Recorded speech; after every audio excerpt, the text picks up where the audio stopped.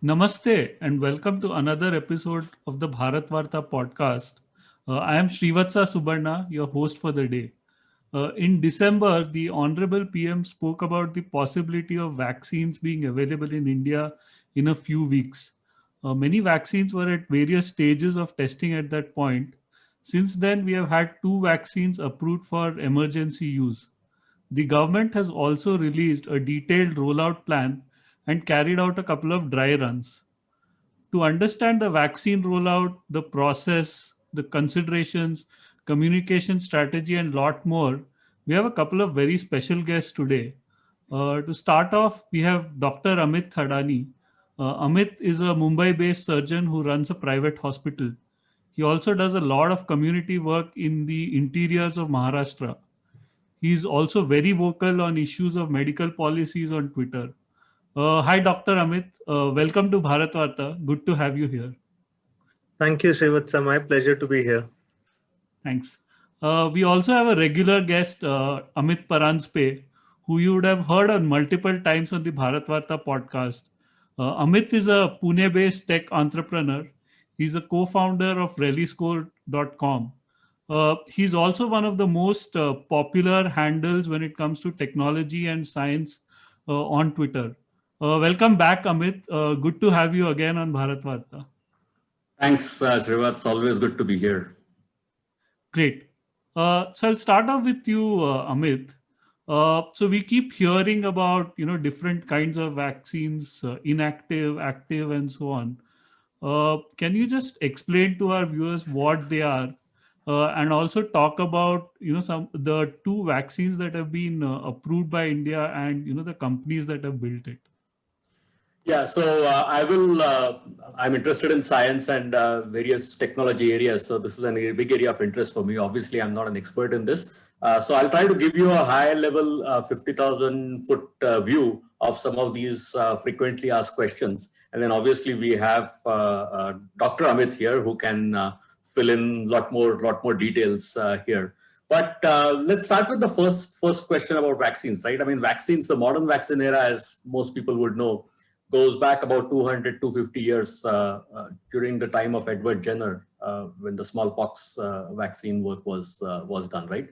Fast forward to the 20th century, and various techniques for a vaccine have been tried out, have been evaluated. Basically, what is it that you're trying to do in a vaccine, right? Again, at a very, very high level, what you're trying to do is somehow train your immune system, your immune cells, to react to a potential threat or to a future threat of a virus or a bacteria, right? Now, when a new organism attacks the body, right, an organism that the body hasn't seen, the immune system hasn't seen, it is not able to address that issue, right? So what you're trying to do essentially is prep up the immune system. Now, the way to do it is there are multiple ways to do it. The oldest way to do it was to use a weakened version of the same virus, right? So basically, there are dangers associated with it, but that was one of the earliest technologies where you use a weakened virus. In future, that was changed to an inactivated virus, where you have actually made that virus completely ineffective. But put that inside the body through inoculation, and then expect an immune reaction, and you train your immune system that way. So what is called as an inactivated virus vaccine is one of the oldest things that we have here. But today, a lot of the vaccines that are made for many of the other long chronic issues or other vaccines that are given out to children use this technology. So this has been around for a while, and it's quite old and quite reliable, right? The second one, which has also been around for a while, is called as a viral vector. Here, what you do is you take a slightly different virus, like an adenovirus, so it comes from a chimpanzee. And the modified version of that virus is also effectively an inactivated virus, which is used ultimately to again get to that same goal, which is to give sort of a prep to your immune system. So these two have been around for a while. Now, there are two major categories. There are a lot of minor categories, but I'm just going to talk about the four categories. So the third and the fourth are the brand new categories, which haven't been around for too long, and where we are at the cusp of new R&D and new breakthrough progress. The third one, which I'm sure everyone has heard about it a lot over the past 2-3 months, and I guarantee you that most people wouldn't have heard about it 6 months back at all, is the mRNA vaccine, right? The Pfizer and the Moderna vaccines that we hear about now every day or multiple times a day, these are the mRNA vaccines. mRNA stands for a messenger RNA. It's essentially the RNA that's there in various cell life forms like viruses, right? What the mRNA vaccine, the fundamental difference in the mRNA vaccines is here you're not dealing with any kind of a virus, inactivated virus, weakened virus. Here you're directly dealing with a RNA strand.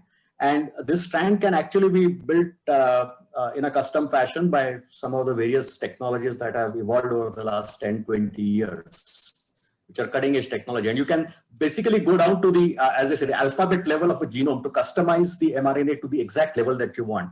And this mRNA, again, when inoculated into the body, can actually embed itself into the cell. And then the cell will produce the proteins, the spike protein, as they say, which can then ultimately create the same reaction, which is simulate a kind of a virus attack on the body without having an actual virus. So again, I won't go into the details of that. Dr. Amit can also talk about that. But this is brand new technology. And this hasn't been tried out too many times before. In fact, these two are amongst probably the first or probably the second or third vaccines ever to be released at such a large scale. So while there is a lot of promise with the mRNA vaccine, let's also agree that this is a brand new technology that hasn't been tried out on scale compared to the first two. And the fourth one is also a brand new technology. It hasn't been used that many times before. I don't have the exact data of where all we have used it before, but that's a protein-based vaccine, where again, instead of an inactivated virus or a viral vector or an mRNA strand, you're actually injecting types of protein, which again, effectively finally get to the same reaction, which is stimulating the immune system, right? But I'll pause here, right? Trying to keep it at high level. Let me just give you the examples, the 4 categories that I talked about. So the inactivated virus vaccine are what Bharat Biotech is using, or what a couple of the Chinese companies are also using. The viral vector vaccine is, the technique is being used by the Oxford AstraZeneca. That's the Covishield that we will talk about, right? The mRNA, as I said, are the Pfizer and the Moderna. I'll also add that a small company in Pune, Genova Pharmaceuticals, is the first company in India that is also working. They're still very early. That is starting phase 1, but they are also working on the mRNA vaccine. And on the protein, I think there is a company in US, Novavax. I think Novavax is working on the protein techniques. If you just look at I haven't looked at the data in the last week or so, but I had looked at the detailed data some time back. There are over 350 vaccines under development, of which about 20 to 25 have made it to clinical trial stage, which is phase 1. So that's really where we are at. I mean, and of which we hear these 7-8 names all the time. So I think that is the grand picture. Amit, could you also talk about the 2 companies, Serum Institute and Bharat Biotech, who are kind of building these vaccines in India? Yes. So as again everyone would have heard, the Oxford vaccine, as it's popularly called, the one which for which the basic R&D was done in the University of Oxford, hence the name Oxford vaccine. And then Oxford University tied up with the large pharma company AstraZeneca. So it's really a jointly developed vaccine by Oxford University and AstraZeneca. And they are tying up with Serum Institute of India in Pune, which is the world's largest vaccine manufacturer by volume. So they have been producing vaccines for a variety of different conditions in their facility here in Pune. And being one of the largest manufacturer of vaccine and having very good capabilities, the Oxford AstraZeneca partnership partnered with Serum Institute to manufacture these at a very, very large scale. And so Serum Institute is obviously going to play a key role in manufacturing this vaccine and make it available for India, for UK, and for many other countries in the world eventually. Bharat Biotech is also a very interesting Indian company, but they are also an R&D company. They have designed and built their own vaccine, the Covaxin that I mentioned, which is using an inactivated virus. And they have partnered with NIV Pune again. I'm from Pune and I'll highlight Pune multiple times, but suffice to say, Pune also has an important role on both ends. National Institute of Virology is in Pune and Serum Institute of India is also in Pune. So NIV, which is the top virus research institute in the country, has also helped Bharat Biotech, and between the two of them, they have come up with this Covaxin, which is now getting into phase 3 and has also been in the emergency approval. So that's the second vaccine we have here in India right now, which both of which are under the emergency approval criteria. Dr. Amit, would you like to add anything to that? Yeah, so the phase 3 trials of Covaxin are concluded already. So they've formally been declared as concluded yesterday. And 25,800, it's a good number. So I think by next week, we should have more or less the data in public domain. Great. Most of this data was actually available to the government because it's just a last week decision. So most of this data was available to the government when they took the decision for granting permission. Great. So Dr. Amit, I'll come to the second question for you. So there has been a lot of controversy around, emergency use approval, especially, around Covaxin. So can you explain to our viewers what emergency use approval is? And I know you've done a fairly detailed thread on Covaxin on Twitter. So I would encourage people who are watching this to actually check that thread out as well. Can you also talk about, what the controversy was and was it actually warranted? Yeah, so basically in COVID, we have seen that there has been such a lot of emergency use approval granted for medicines and then, granted for vaccines also. Now, emergency use approvals means is this the process has been speeded up rather than, normally when a vaccine is brought into the market, it takes several years, right? The fastest vaccine which was brought into the market took 4 years to develop. Whereas this is just a year, not even a year. If you assume that some of the companies claim that, by the time the pandemic broke out, they had already made the vaccine right from March itself. So now we can say that in about 9-10 months time, we've had sufficient time to assess whether the vaccine is relatively safe and stable, but we don't know the long-term implications as such. So that's the reason why that terminology of emergency use approval. Now, whether there is a long-term fallout of vaccination, obviously not. Really, if a problem has to occur, it would almost certainly occur within the first month or two. And most of the problems associated with vaccinations, like allergic reactions, etc., would show up almost immediately. So, as such, if a vaccine, like for example, Bharat Biotech Covaxin has been followed up for more than 6 months in the phase 2 trials. Phase 3 has just ended, so you can say that the follow-up may not be more than, overall it may come, some patients would have been followed up for 6 months, while others would have just been followed up for a few weeks. Right. So that's how it will go. And that's why you don't have the composite data of follow-up for everybody, hence the terminology. Now, I personally feel that you can't cut short on trials at all. You have to have the data in place and you have to see whether it's safe and effective. So there can be no compromises on that. And I really don't think that there have been compromises as far as the Covaxin are concerned.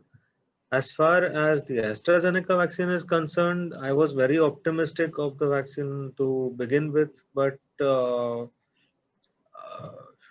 they've screwed up the trials. Let's just be blunt about it. They've screwed up the trials. There is no composite big trial, as in the case of Covaxin. There are multiple small trials, and the trials are a mess. And in one place they've used the placebo as a meningococcal vaccine, whereas in other places they've used saline. So they don't even have a single agent used as a placebo for a comparison across the board, right? They've also done some major goof ups in the initial phases where some participants just received half a dose, and later on that was made as the trial. That this is how we'll do the trial. Part of them will give half dose and part of that didn't come by. I mean, that's not how trials are conducted really. Yeah. Then they ended up delaying some of the doses. right? The first dose and second dose, the gap became more than what it should have. Then they said, oh, this also looks nice. Maybe we'll do it first dose 1 and then 3. That's not how you conduct trials, right? And it's because of this that they have not got approval from US FDA also. They've been asked to do more trials. So as far as jumping the gun is concerned, there has been some amount of jumping the gun, but it is more or less uniform across both the vaccines which are granted permission, and it's not only for one of them. If people are dancing that only one vaccine you've given emergency use without the phase 3, I mean the phase 3 of AstraZeneca is better less said about it. So that's the situation. Right. So moving on, so Dr. Amit, we run the largest immunization program in the world, right? But what is our preparedness for, a rollout at this scale? We are talking about, immunizing 300 million people in this year. So how prepared are we at this stage for this? Yeah, I don't think it will be a problem. So wherever scale is concerned, I don't think you can match India when it comes to delivering at a huge scale. There's so much of experience, and the format which is being used for delivery of the vaccine is more or less as you would conduct an election. So if, we conduct a general election for what 100 crore people in what 2 weeks. Yeah. So it's going to be designed along the same way. So I think it will roll out fast. There are logistic concerns because you have to have 5 people at each booth.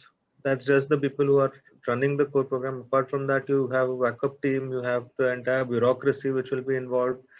Already there are a lot of paramedics who have been pulled out for training. A lot of government officials across the country have been pulled out for training.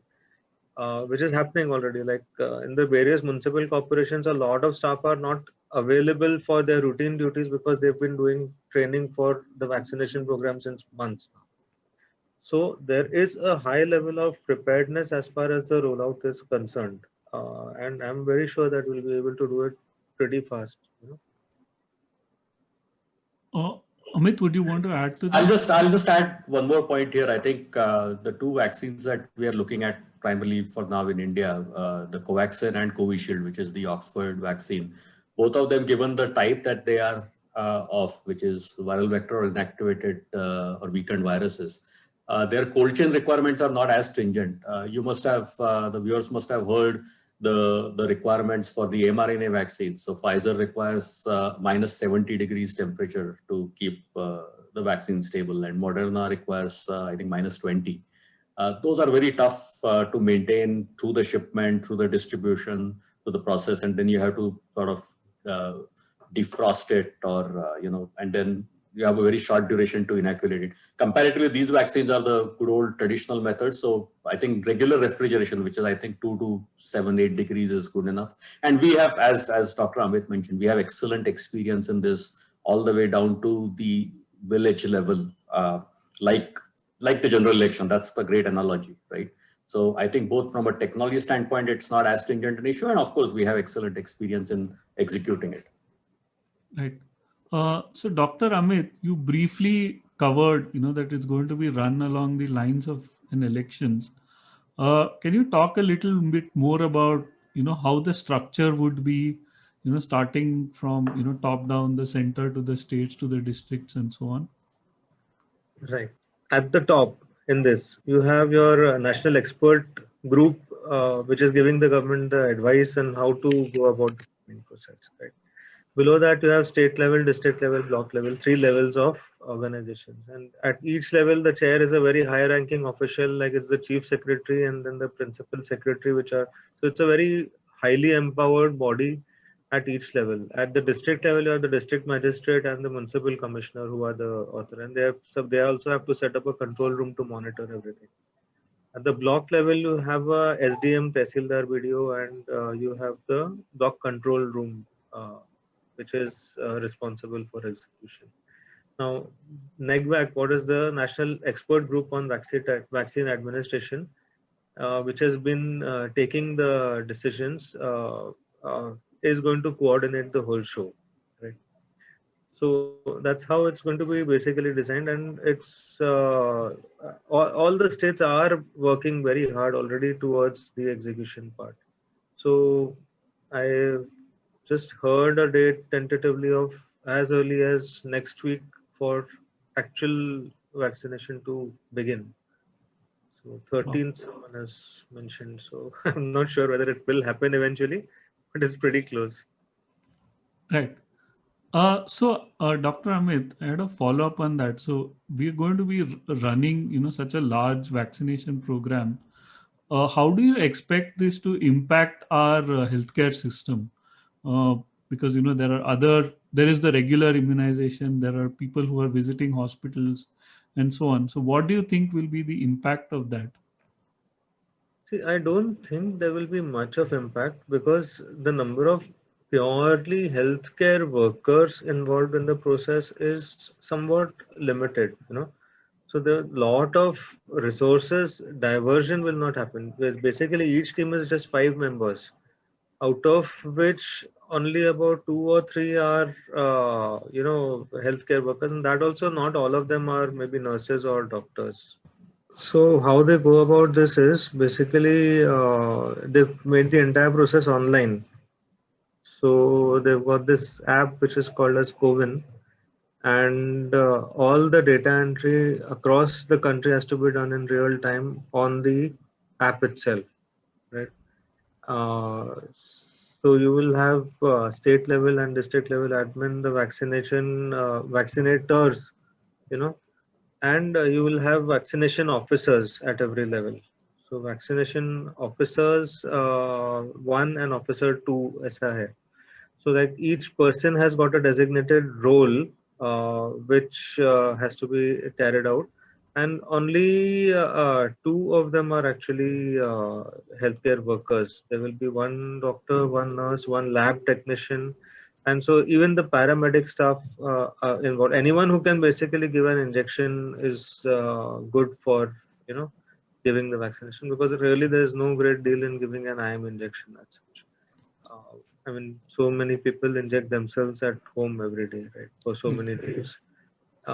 So overall, if you look at it, the structure of each team is such that you will have 5 members. One person will check the documents, then send to the next person who does the entry. Then the third person would give the vaccine, and then the fourth person would monitor for any problems, and the fifth, I think, is just going to tell the person bye bye.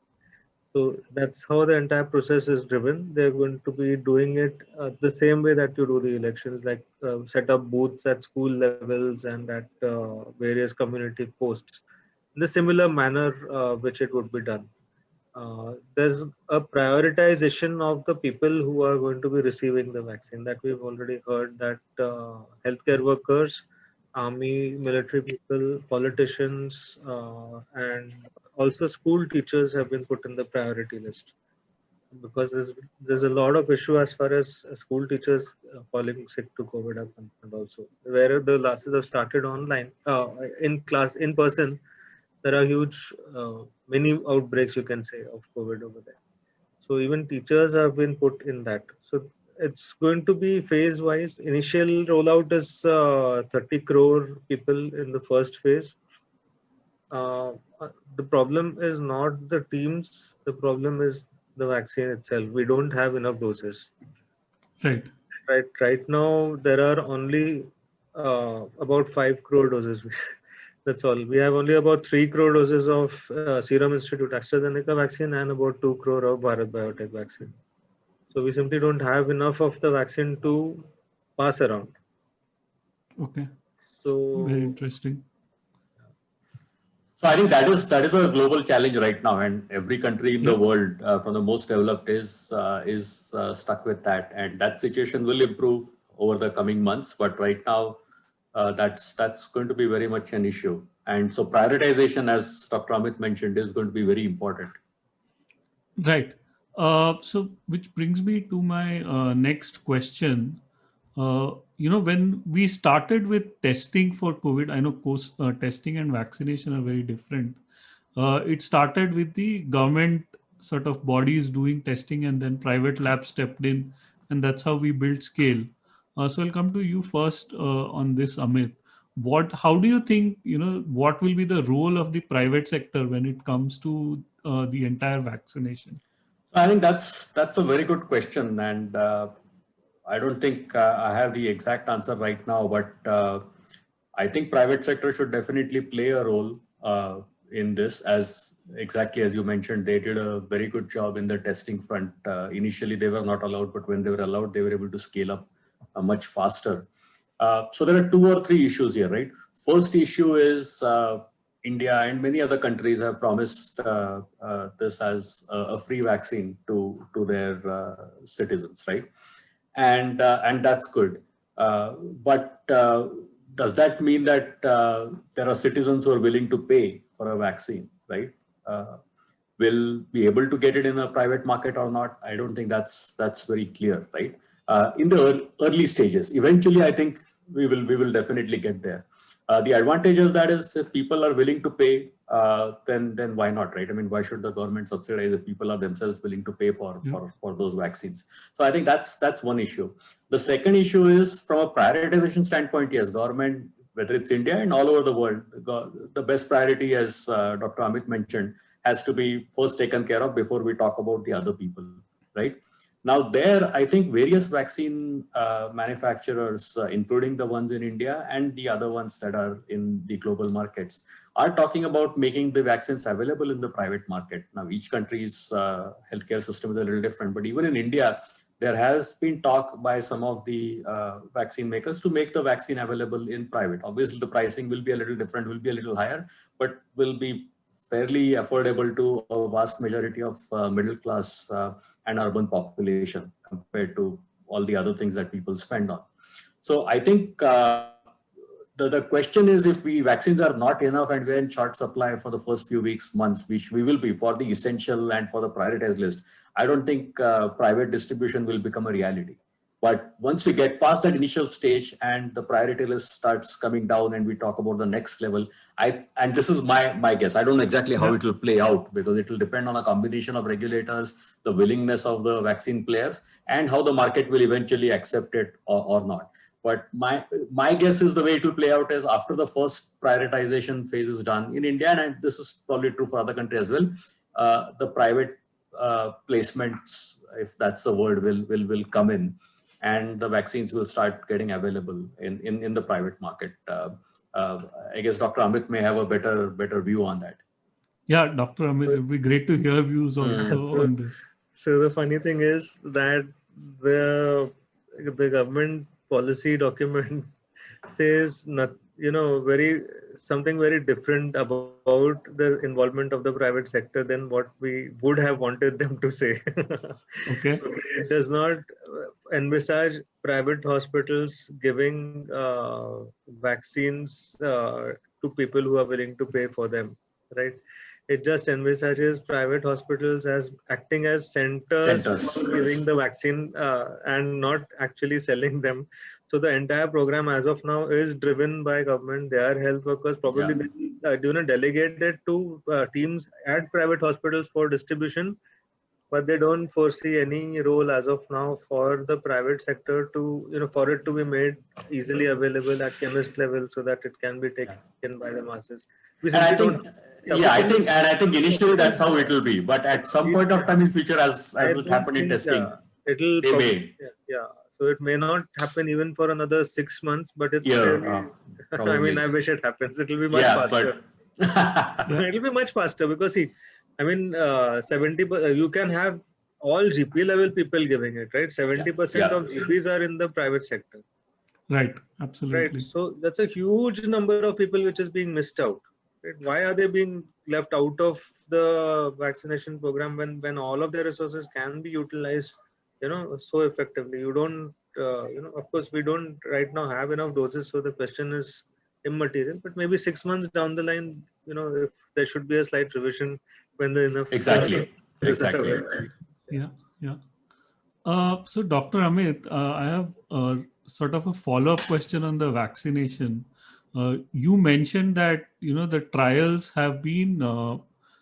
for lack of a better term, there have been some shortcuts taken to get emergency approval. So we don't know the long-term effects of the vaccine.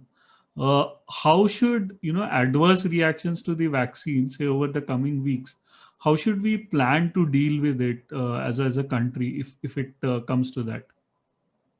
Yeah, so it's inbuilt in the team itself actually. The emergency provisions to handle any local reactions. Most of the adverse reactions, so to speak, are pain at the injection site, right? And fever, which is people pretty much know that if you're taking a vaccine, they are going to get local pain and fever. So that's not a big deal.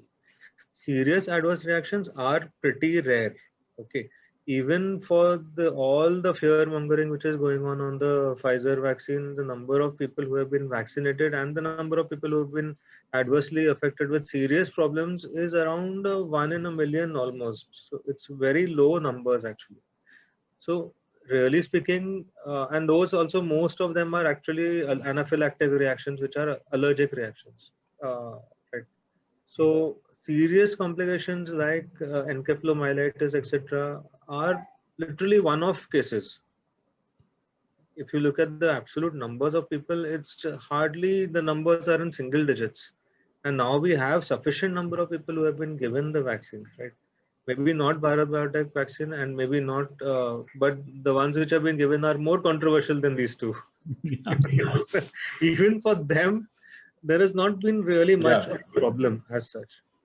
So, and we're getting large amounts of data. I mean, just look at one statistic, for example. As of yesterday, Israel, it's a small country population-wise, but has already vaccinated 20% of the population. Oh. So that is still, I mean, by today it will be closer to 25. So it will be about 2 million people, right? So so that's getting good data on a lot of these very, very quickly. Right. And one point I'll make here is, I mean, as Dr. Amit said, right, this is what data we have shows that we haven't seen any violent reactions or anything major, or in very, very rare cases. I think the role of media, like in everything else, is going to be very important here, right? Obviously, we need to report what happens truthfully and in detail. But one of the fears around the world, and I think I would say that India is probably much better placed than most countries on this segment, where we are used to taking a lot of vaccines, and we usually don't complain about most of those vaccines. I think some developed countries in the world are actually worse off in this department, where the anti-vax, as they are called, anti-vax lobbies are strong. And the problem with those is they will take the smallest corner case and blow it out of proportion. Yes. And media needs to play a very important role in making sure that these things don't get undue publicity. Even in the most anti-vax country, where only about 63% of people were upfront willing to take the vaccine, that number has shot up to 90% the day the vaccine was released. Right. All right. So everyone wants to live, at the end of the day. Yeah. So, which kind of brings me nicely to the next question, which I had, which is two things. I think Amit mentioned about the role of the media, and also, it may not be as large as some of the other countries, but there is some amount of vaccine hesitancy, even in India. So how should the government deal with it, with in terms of communication, to make sure that more people come ahead and take the vaccine? This question is to both Dr. Amit and Amit. Yeah, so the major source of misinformation on vaccines is WhatsApp. Anti-vaxxers have had a field day, and fearmongers have also had a field day. Unfortunately, it's even doctors and doctors groups have been posting messages like that. I don't know what to say. And so there are that's just the nature of the beast. What can you do about it? But yeah, I mean, there has to be a sustained campaign. The problem is that if the government says, "I trust us, vaccine is safe," the people will say, "Ye kyun bol raha hai?" So that inherent distrust of anything that the other person says is going to also play its role. But I think there has to be some level of crackdown on the misinformation which is circulating in WhatsApp. because it's just quite an extent. I know how they did with other things. How when 370 was released, it was literally made criminal to circulate misinformation.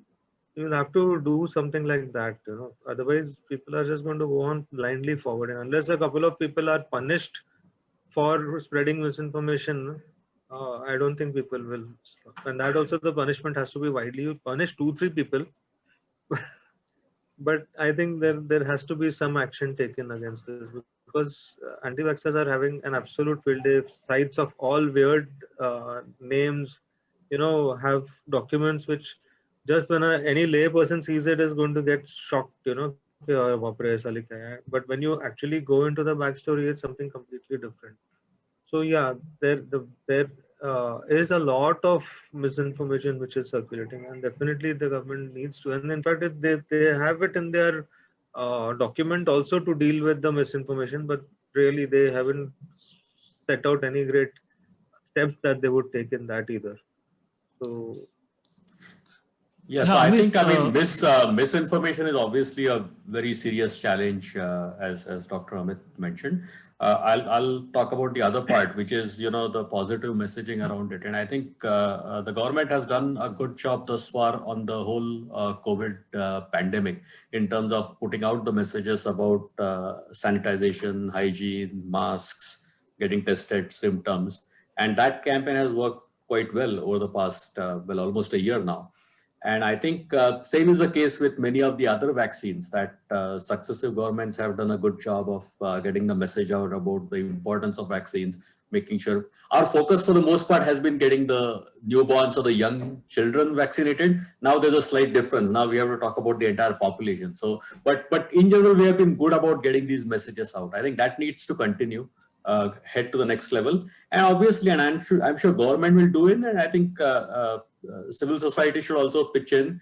Ultimately, like everything else, like we keep hearing on Twitter or social media, the right influencers have to also be the right role models and make the right noises, if you will, about addressing these myths and false information and putting the right information out there.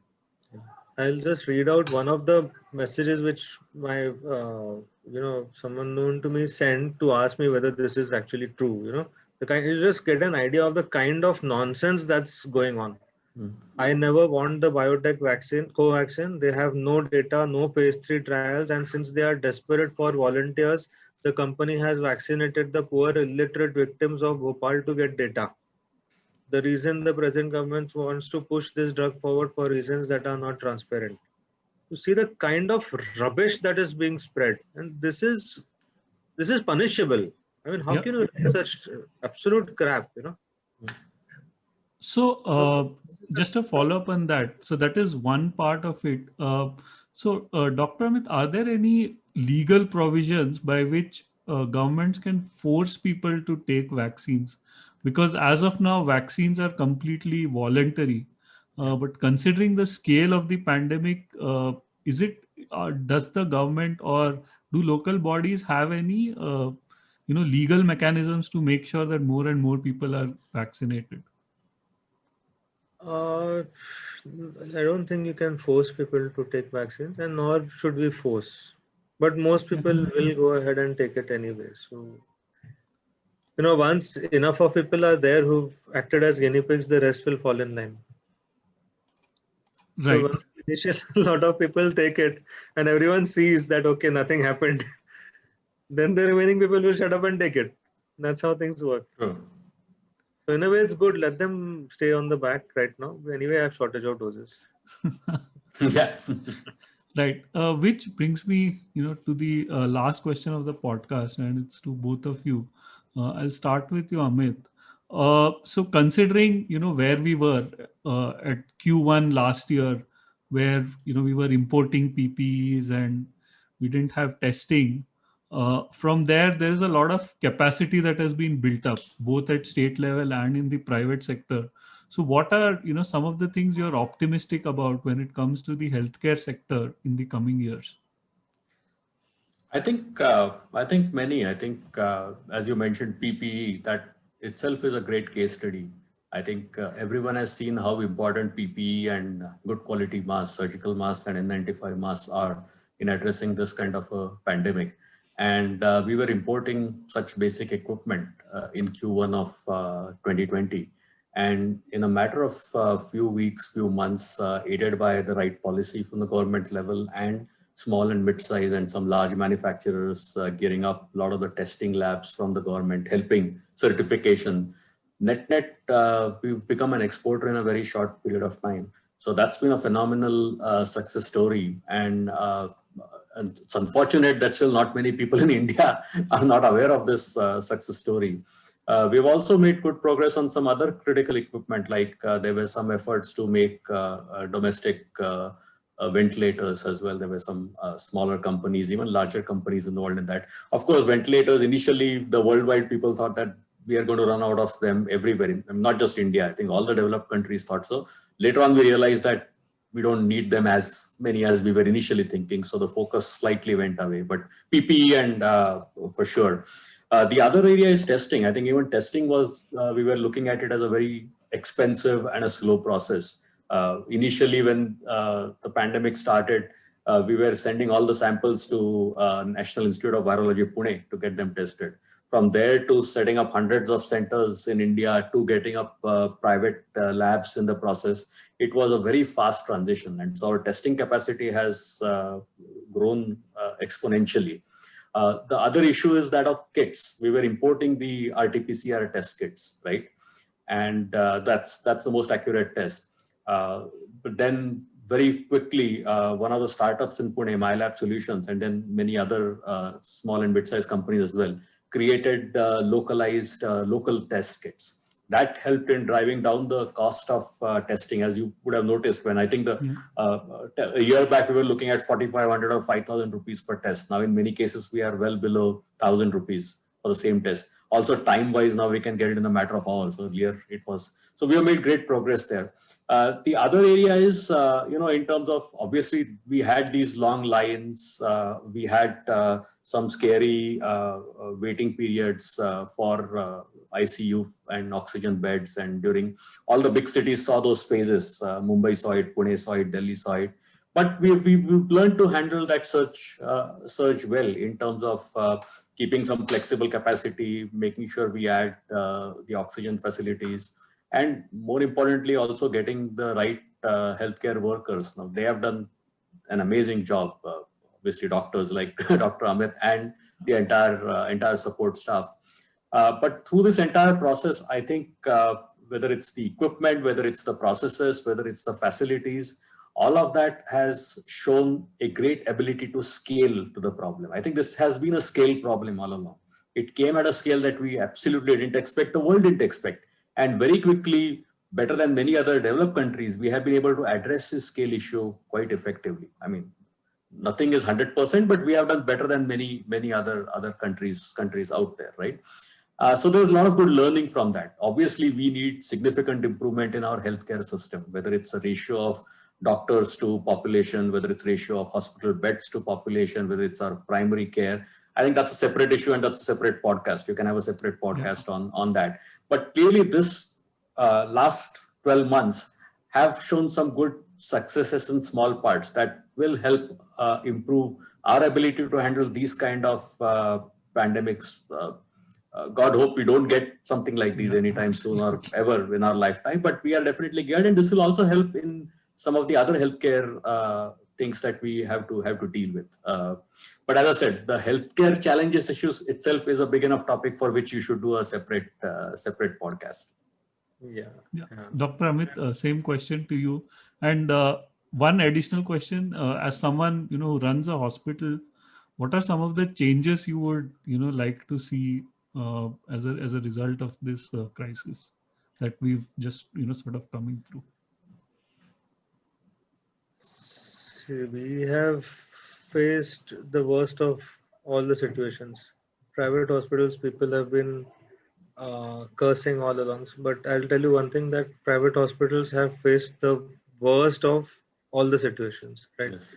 They have faced a situation where most of their staff has run off and the government is taking over their beds and forcing them to work as COVID hospitals with hardly any staff, right?